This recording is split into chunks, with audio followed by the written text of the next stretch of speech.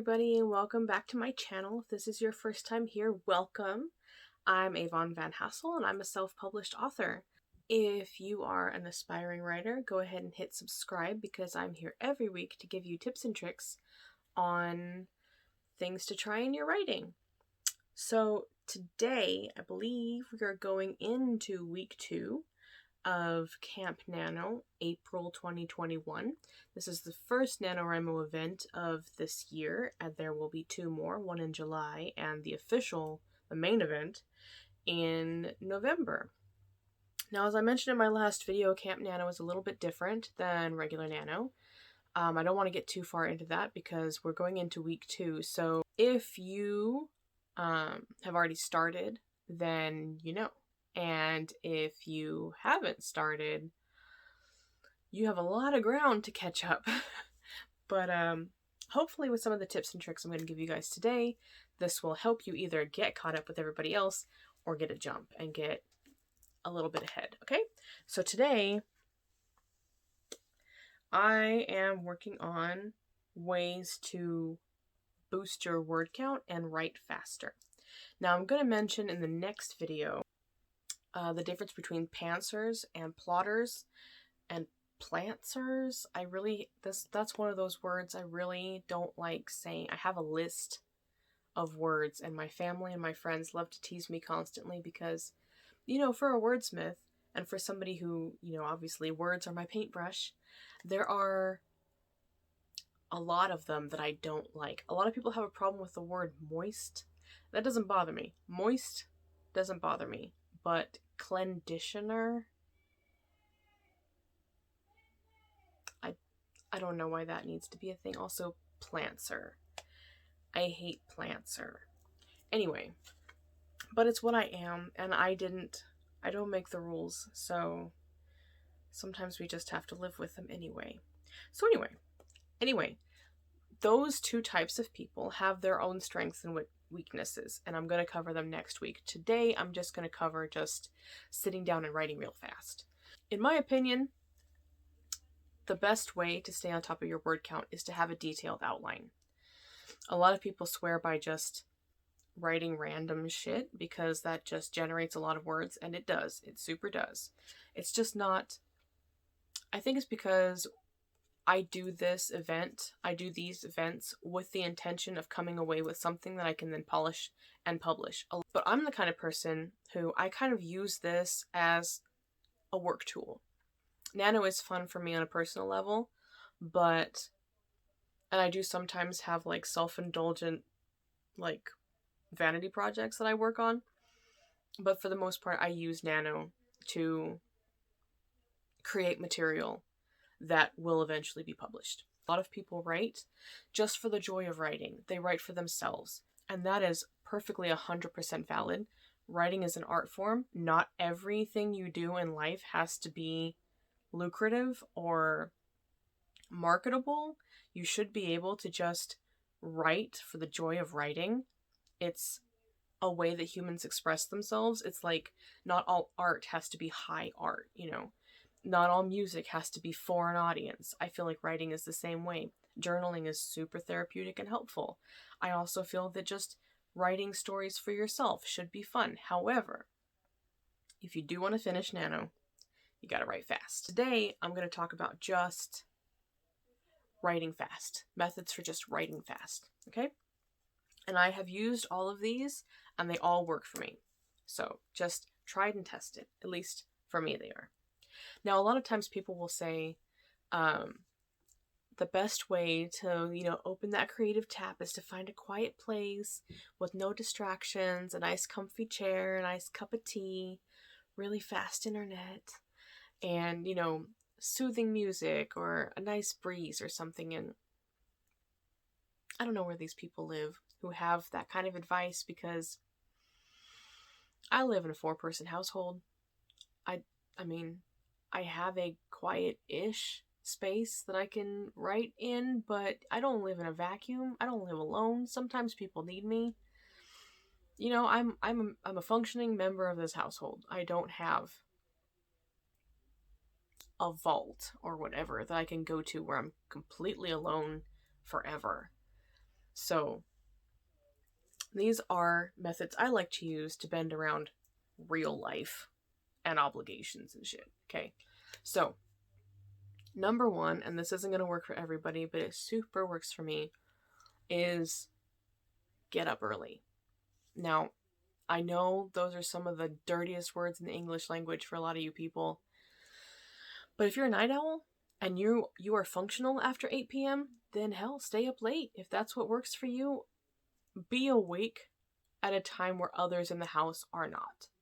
If you are an early bird and you live in a household of early birds, or if you're a night owl and you're in a household of night owls, I don't know, man. Maybe get up earlier or stay up later and block off time and be like, hey, look, before 6 is my time, leave me alone. Or after 11 is my time, leave me alone. Like, you might still have to establish some boundaries, but usually I find a few minutes here and there on opposite side when the house is nice and quiet is doable. See, for me, my family wakes up pretty early. I wake up usually between 4 and 5 most mornings. That's normal for me.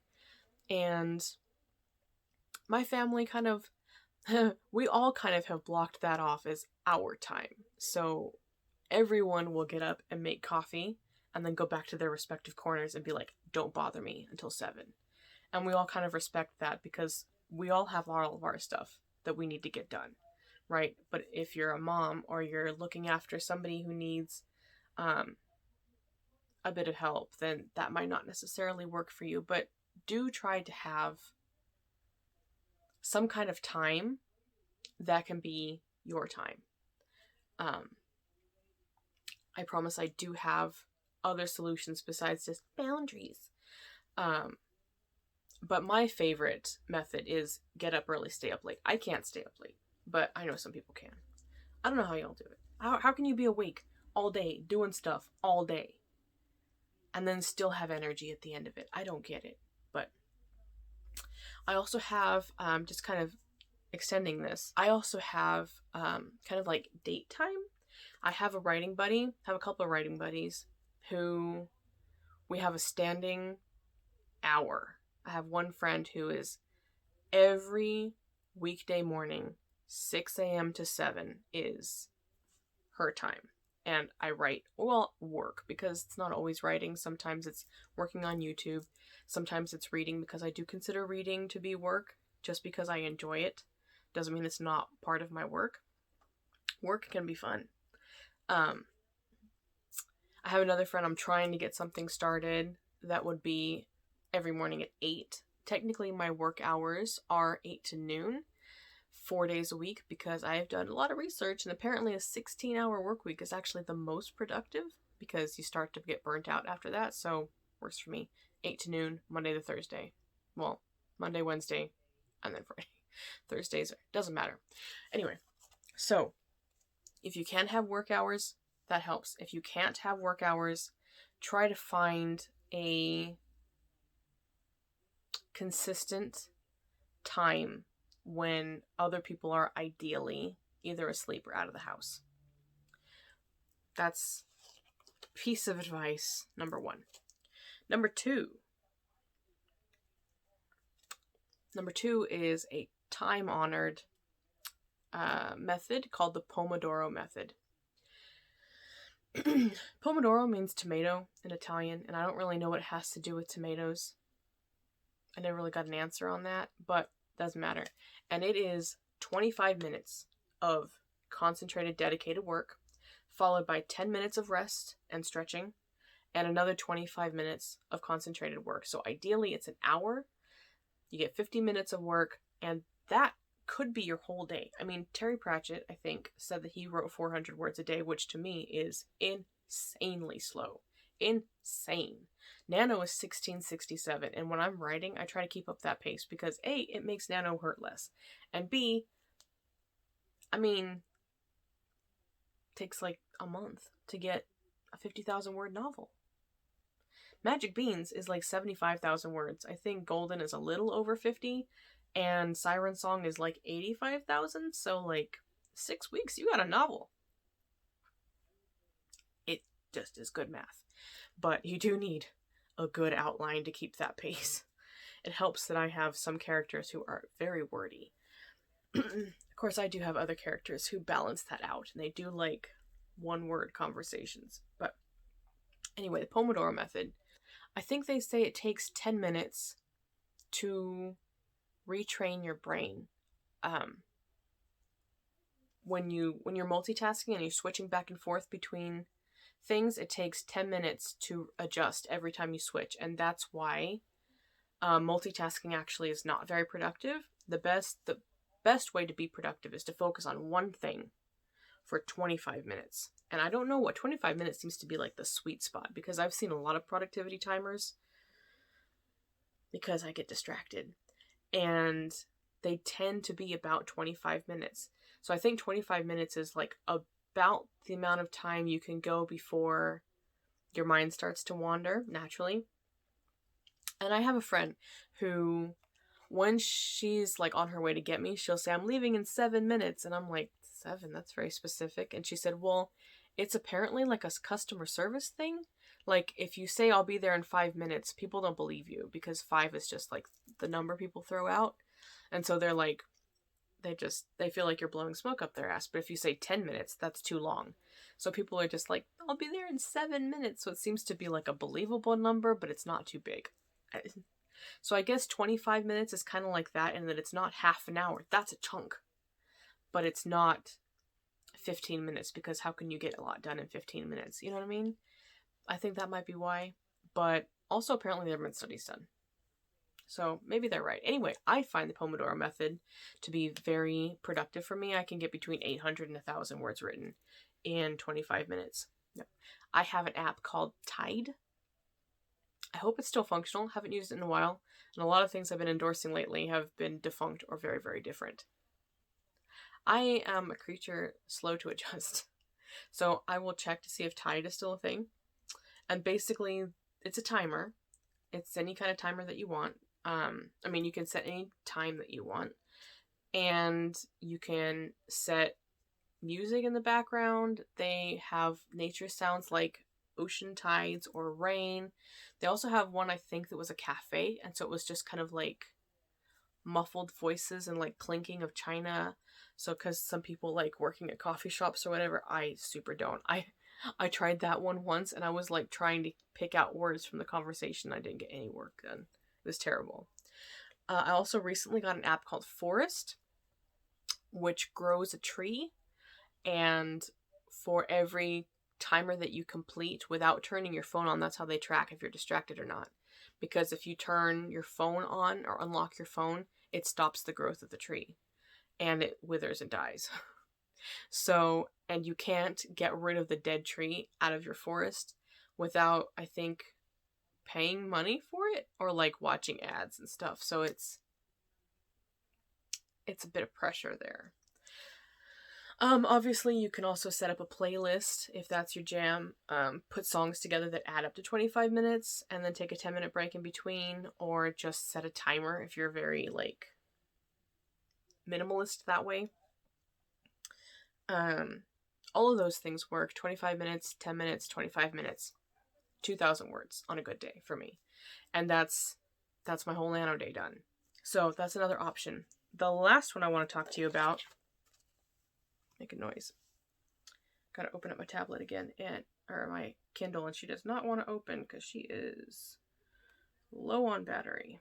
This is a book that was endorsed by another writer friend of mine, and the author was selling bundles of her ebooks, and I was like, you know what, I'm gonna go for it. And it was one of the best purchases I've ever made. This woman is amazing. Her name is Monica Lionel, and this is her book, The 8-Minute Writing Habit. And basically, it's kind of like the Pomodoro method, but scaled down to 8 minutes. So if you can't even get 25 minutes to yourself, which, I'm sorry, if you can find 8 minutes. And she has a little challenge in here that's like, you set your 8-minute timer at your writing space, right? This is a normal 8-minute timer, right? And I can usually get about 400 words in 8 minutes. And then you move the next day, you write at the kitchen table or in the living room or while you're making coffee or whatever. Like, switch it up, sit somewhere else. And then at one point she has you trying to write like in the grocery store, like just to make the point that if you have 8 minutes anywhere, like you can, if you're going to run errands and you come home, you can sit in the car for 8 additional minutes and get some writing in. So she has more ideas than just that. Those are just some things I was spitting out. And I know it sounds absurd to be like on your phone, like writing your great American novel in the produce section. But, you know, if you have a busy home life and there's, you know, a lot of people tugging on your attention, it could be the only time you have. And, you know, if getting up early doesn't work for you and you're conked out by 10 and 25 minutes seems like forever and they're never going to leave you alone that long, I mean, maybe pumping gas, you know? She also has a book called Dictate Your Book, and I'll be honest, I haven't read it yet, because one of the challenges in the 8-minute writing habit was to dictate a chapter, and I could not focus. And it's so funny because I am an auditory learner and a verbal learner. Like, I learn by teaching and I learn by listening. Like, ebooks are amazing for me. I could not focus. Like, I think I was doing my makeup and I was trying to dictate this scene and I could not keep track of the characters and who was saying what. And my speech to text on my phone only lasts for so many seconds at a time. And I was getting so distracted by all the spelling mistakes and the punctuation errors and all the things that it heard wrong. And I was like, oh, it was awful for me. But I think it's just a matter of practice. I think I just have to get used to it. And again, what do I always say? You can always edit later, right? So you can always edit later. So I would recommend giving those 2 things a try, because I know one of them helped me, and it's possible the other one might help me if I make a better effort. But I'm optimistic about it.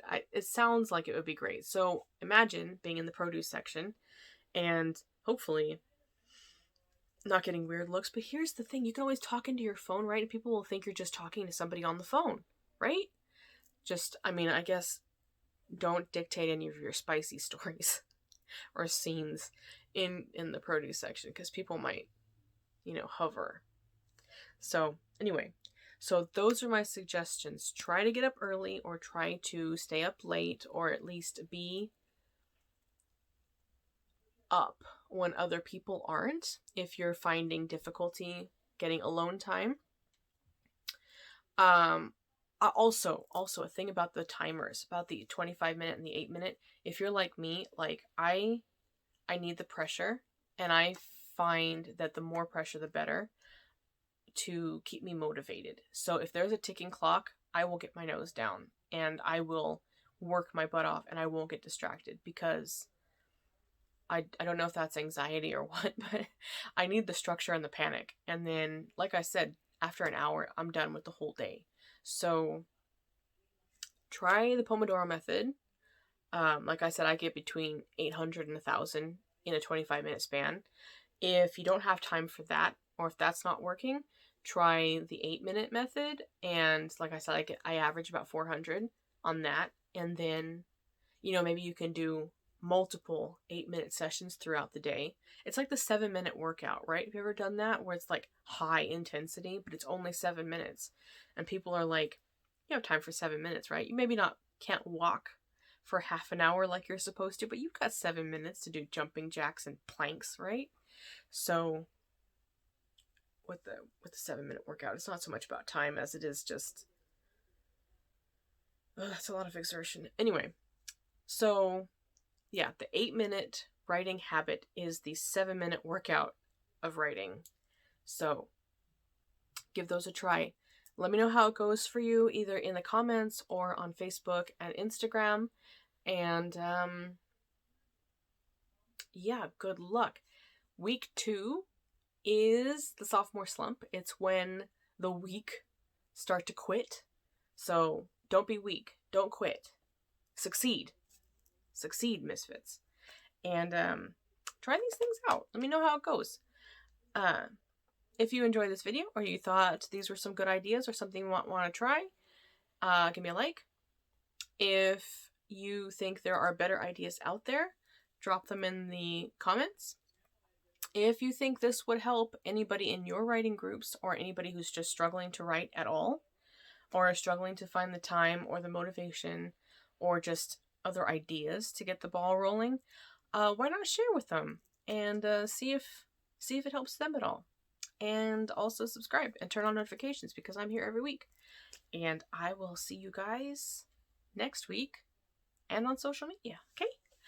Bye.